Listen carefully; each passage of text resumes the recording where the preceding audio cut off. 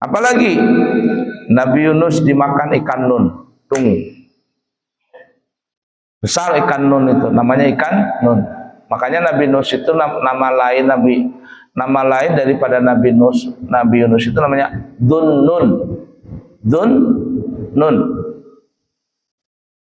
Kalau ditanya orang siapakah gelarnya Nabi Yunus itu namanya Dunnun. Kenapa? Karena yang memakan Nabi Yunus namanya ikan nun, semacam ikan paus gitu. Hermegodon kah atau apakah? Nggak tahu juga. Megalodon kah namanya. Nah, pokoknya dimakan sama ikan nun. Maka Nabi Yunus itu mendapatkan 3 kegelapan. Kegelapan dalam perut ikan, kegelapan lautan, dan kegelapan malam. Berapa hari di perut ikan tidak tahu. Kenapa bisa dimakan Nabi Yunus sama ikan itu? Ceritanya panjang. Kamu baca sendiri di kitab Qisasul Anbiya itu. Ada yang mengatakan 3 kegelapan itu adalah 3 lapis ikan. Jadi ikan yang kecil dan pertama nih, memakan Nabi Yunus. Lalu datang lagi ikan yang besar, memakan ikan yang ini. Datang lagi ikan yang besar, makan lagi. Berarti 3 lapis. Ikan yang kecil makan Nabi Yunus, ikan yang besar lagi makan ikan tadi, ikan lagi yang besar dapat makan ikan lagi. Nah itu. Ada film itu Megalodon apa itu? Megalodon itu. Nah, ada orang mangkap Megalodon. Ternyata pas ditangkap tiba-tiba datang lagi ikan yang besar. Wah, Megalodon yang paling gede. Memakan ikan Megalodon yang tadi itu. Padahal Megalodon yang pertama aja sudah sebesar kapal. Datang lagi Megalodon yang besar. Woi!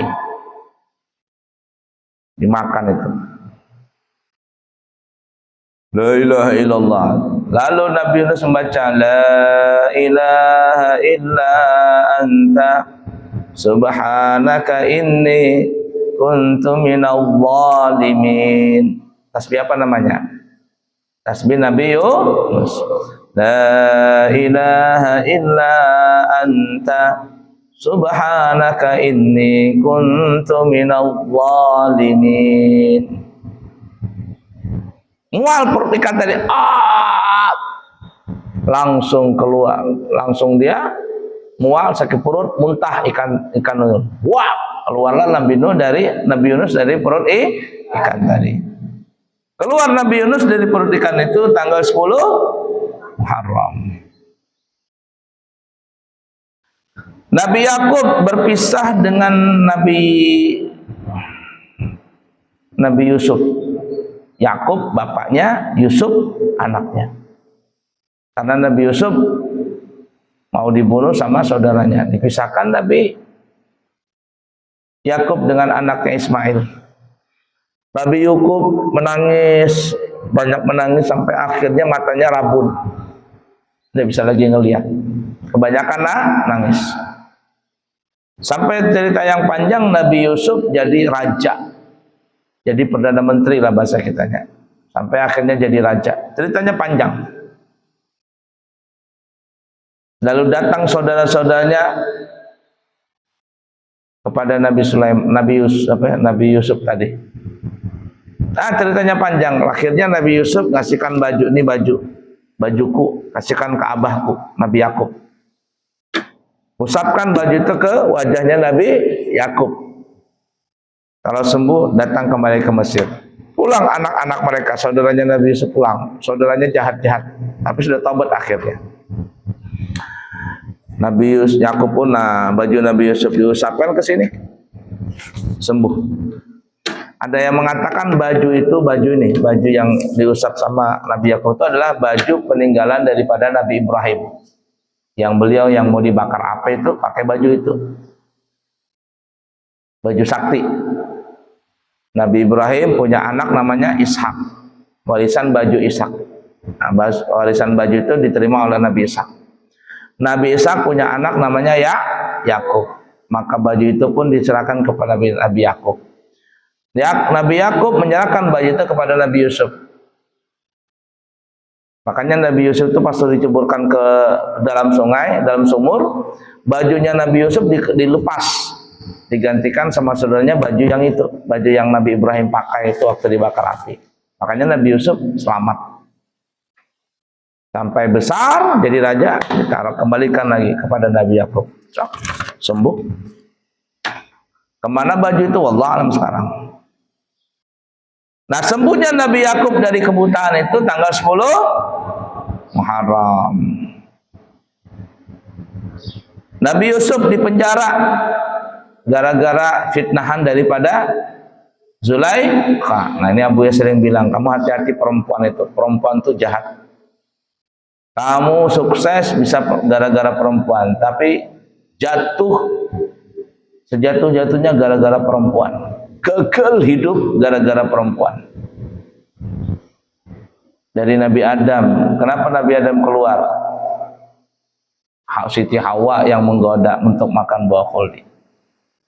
Nah, itu banyak perempuan. Sampai sekarang ini, sampai si Walid jatuh gugur gara-gara perempuan juga.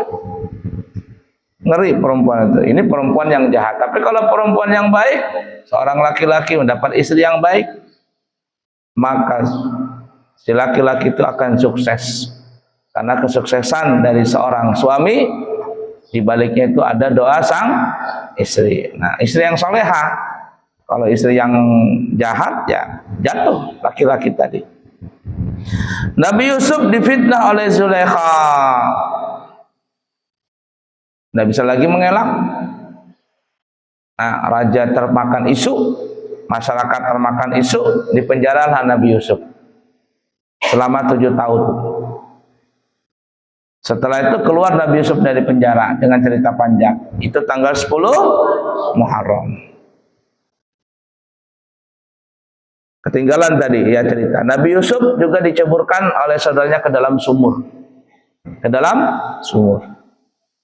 Dengan cerita yang sangat panjang, Nabi Yusuf juga keluar dari sumur itu tanggal 10 Muharram. Banyak ceritanya 10 Muharram.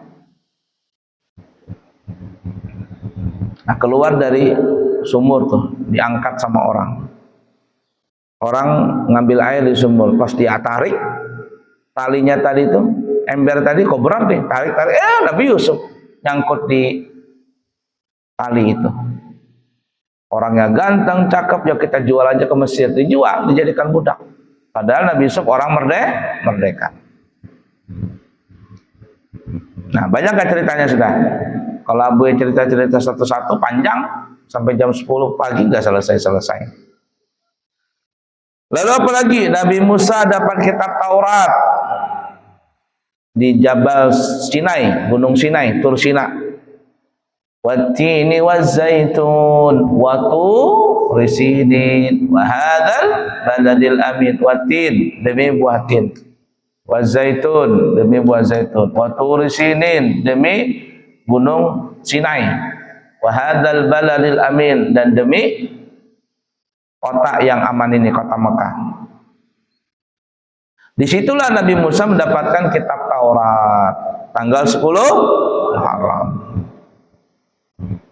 Nabi Muhammad SAW pernah diracun oleh orang Yahudi, perempuan Yahudi. Diracun. Kemudian sembuh Nabi Muhammad dari racun tersebut. Itu tepat di tanggal 10 Muharram. Nabi Yusuf tadi belum selesai ceritanya. Nabi Yusuf di penjara, keluar dari penjara 7 tahun, kemudian keluar tanggal berapa? 10 Muharram. Jadi Nabi Yusuf itu ada 3 itu. Ya, cerita Nabi Yusuf menyembuhkan bapaknya 10 Muharram. Nabi Yusuf keluar dari penjara 10 Muharram. Nabi Yusuf apalagi namanya? Keluar dari sumur 10 Muharram. Kemudian ada lagi pendapat, tapi ini pendapat lemah, tidak kuat pendapatnya.